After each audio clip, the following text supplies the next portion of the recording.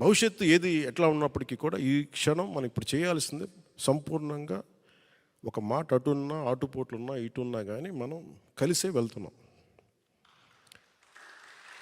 అలాగే వారు 2 సీట్లు అనౌన్స్ చేశారు కాబట్టి ప్రత్యేక పరిస్థితుల్లో నేను కూడా ప్రత్యేక పరిస్థితుల్లో ఈ రోజున రిపబ్లిక్ డే రోజున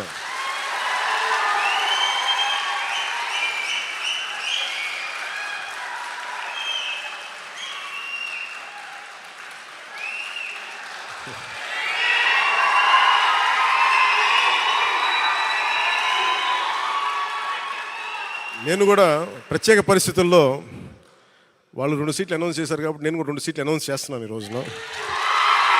అది పరిస్థితులు అలాంటివి. సో నాకు కూడా ఒత్తిడి ఉంటుంది, పాపం చంద్రబాబు గారికి కూడా ఒత్తిడి ఉంటుంది, నాకు కూడా ఒత్తిడి ఉంటుంది. కాబట్టి ఆ ఒత్తిడిని నేను కూడా తట్టుకోవడానికి రిపబ్లిక్ డే రోజున నాకు ఆర్ అక్షరం బాగుందనిపించింది. రిపబ్లిక్ డే RRR లాగా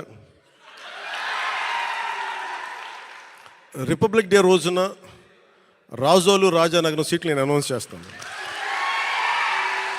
సో ఈ రిపబ్లిక్ డే రోజున అందరం బాగుండాలి, అద్భుతాలు జరగాలి మనస్ఫూర్తిగా కోరుకుంటూ, రాష్ట్ర ప్రజలకి బంగారు భవిష్యత్తు జనసేన తెలుగుదేశం ప్రభుత్వం ఇస్తాయని మనస్ఫూర్తిగా కోరుకుంటూ, ఈ పర్యాయం నన్ను నమ్మండి, వ్యూహం నాకు వదిలేయండి. ఏ వ్యూహం వేసినా నన్ను సంపూర్ణంగా నమ్మండి. నేను విహంగ వీక్షణం చేస్తాను, మీరు నన్ను నమ్మండి.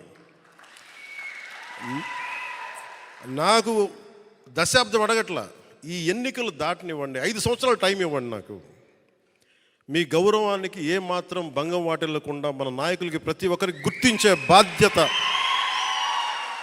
నేను సంపూర్ణంగా తీసుకుంటాం. ఈసారి కలిసి పనిచేద్దాం. ఎప్పుడు విడిపోయి మనం పలచన పడిపోయాం. ఈసారి కలిసి ఉందాం, చిక్కగా ఉందాం.